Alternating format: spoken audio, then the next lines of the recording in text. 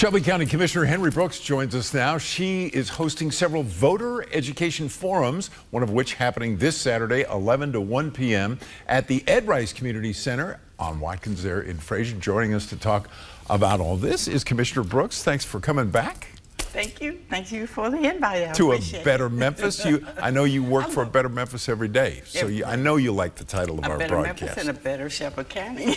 Amen to that. All right. Yes. Why are you doing the voter education forum? Well, Joe, you know, we hear people talking about how low the turnout is, and people haven't come out to vote. But we have people registered to vote.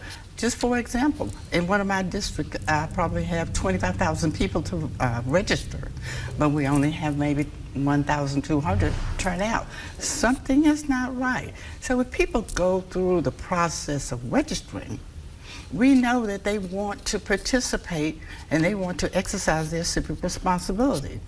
But something's wrong. What's wrong? What's going on? So what we're trying to do is educate people about the mechanics of voting, help them to navigate the process, and then connect voting to survival issues.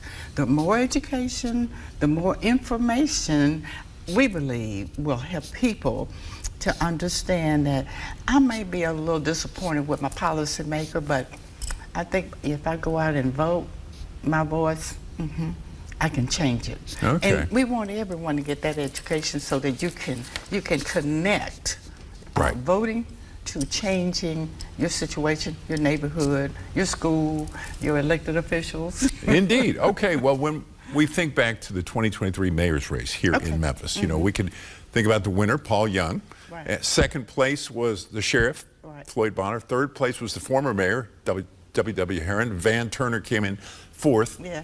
Harrington and Turner were very close in that race. But the turnout, it's easy to remember because it was 2023 and it was just over 23%, almost 24%. But just a quarter of the voters in Memphis came out to vote for the next leader of our city, which is concerning. And so what kinds of things can we do to increase that?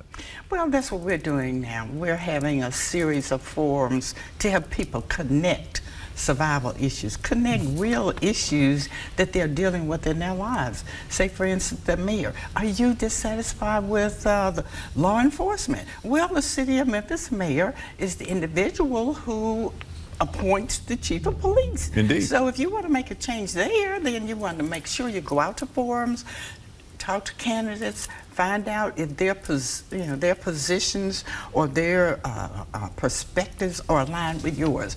Make sure you choose candidates who are going to support your ideology, what you want to do to change your home, change your neighborhood, change your city and your county. All right. Well, last week you hosted the grand opening of the Community Voter Education Center located on Edith Avenue, which is right off Mississippi Boulevard in South Memphis.